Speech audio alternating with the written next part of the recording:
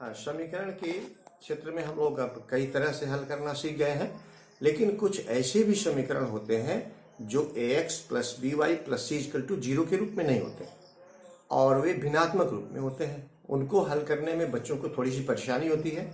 अगर हम लोग ध्यान दें तो ऐसे समीकरण को हम लोग ax plus B Y plus C equal to zero के रूप में ला करके युग्मपद समीकरण तैयार कर सकते हैं और तैयार करके कोई चर अपने मन से मान करके उसको हल कर सकते हैं। जैसे उदाहरण के लिए ले लीजिए, एक समीकरण हमको दिया गया 2x plus 3y equal to 13। दूसरा संगत समीकरण है 5/x minus 4/y is equal to -2। अब इसमें हम क्या करें कि इस समीकरण को ऐसे लिख सकते हैं 2 into 1/x plus 3 into 1/y equal to 13। यहां हम ऐसे लिख सकते हैं 5 into 1/x minus 4 into 1/y equal to -2। अब देखिए यहाँ 2 एकम हमको 2 प्राप्त हो जाएगा, 3 एकम 3 प्राप्त हो जाएगा। समीकरण ज्यों का त्यों है, 5 एकम 5, 4 एकम 4, ये ज्यों का त्यों। अब हम क्या करेंगे कि अब इस रूप में लाएंगे ax plus B Y plus C equal to 0 के रूप में। अब मान लेंगे कि यह जो 1/x है, अगर हम मान लेते हैं तो दोनों का काम हमारा चल जाएगा। तो 1/x इक्वल टू a और 1/y इक्वल टू b। अब इस समीकरण को ऐसे लिखेंगे 2a plus 3b is equal to 13।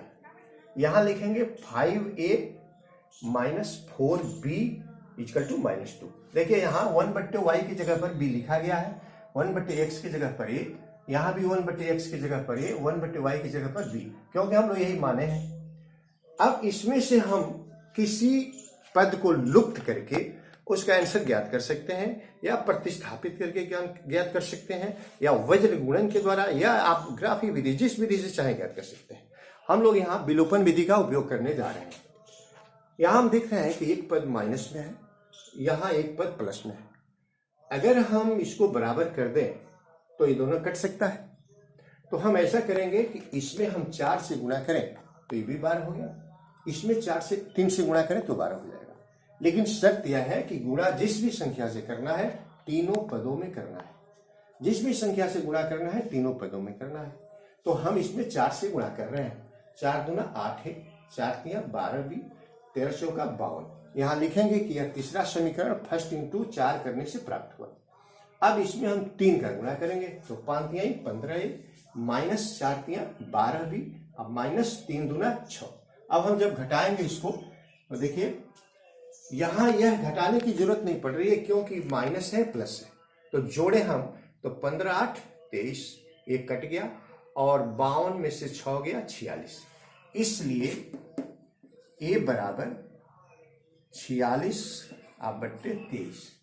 हम इसको पक्षांतरित कर लेंगे, गुणा है तो भाग हो जाएगा, या 23 से दोनों तरफ भाग भी दे सकते हैं, भाग दे के भी निकाल सकते हैं। तो यह हो गया 2, कट गया तो हमको मिल गया a बराबर 2। अब इन दोनों समीकरणों में से हम किसी में भी, इसमें चाहे इसमें चाहे इसमें, रख करके a बराबर 2 प्रतिस्थापित करके b का मान प्राप्त करेंगे।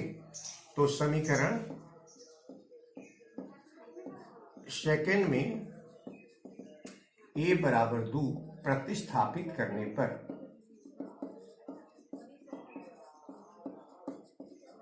अब देखिए यह हमारा सेकंड समीकरण है, इसमें a बराबर 2 लिखेंगे तो देखिए a के पहले क्या है 5, a का गुणज क्या है 5, तो यहां लिखेंगे 5 गुणे 2, a की जगह पर 2 minus 4b is equal to -2। अब हम इसको पक्षांतरित करके इधर कर लें क्योंकि हमको इसी का मान प्राप्त करना है। 2 को इधर भेज दें, 5 दूना 10, 2 इधर प्लस होके आएगा और 4 भी इधर माइनस है तो प्लस होके जाएगा। अब हो गया हमारे पास कि 12 इज इक्वल टू 4b। अब हम दोनों तरफ या तो 4 से भाग दे दें या यहाँ 4 गुणा में है इधर भाग कर दें, किसी तरह से हो जाएगा। तो 12/4 बराबर b। इस 4 को हम इधर बट्टा में कर दिए, देखिए गुणा है बट्टा कर दिए, 4 तिया 12, इसलिए b बराबर 3। लेकिन हमारा आंसर तो x में और y में लाना है। अब हम यहां से देखेंगे कि हमने x और y को माना क्या था, तो यहां लिखेंगे हम a बराबर 1/x कितना मान आया है? 2। अब हम x का मान निकालने जा रहे हैं, तो हमको मिल गया है कि चूंकि 1/x = 2, अब हम तिरछा गुणा कर लेंगे इसका, इसलिए x यहां आएगा, x बराबर 1/2। और उसी तरह से b बराबर 1/y बराबर हमको 3 मिला है, 3, इसलिए 1/y बराबर 3, इसलिए y बराबर 1/3। तो हमको आंसर मिल गया, x बराबर 1/2 और y बराबर 1/3। ये हमारा आंसर हो गया।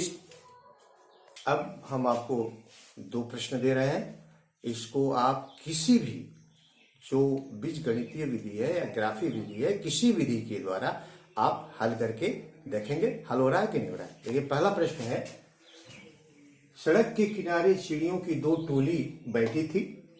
दाहिने वाली टोली बाएं बैठी टोली से बोली, अगर तुम एक चिड़िया मुझे दे दो तो हम तुम्हारे बराबर हो जाएंगे। बाएं बैठी टोली बोली, अगर तुम मुझे एक चिड़िया दे दो तो हम तुमसे दूना हो जाएंगे।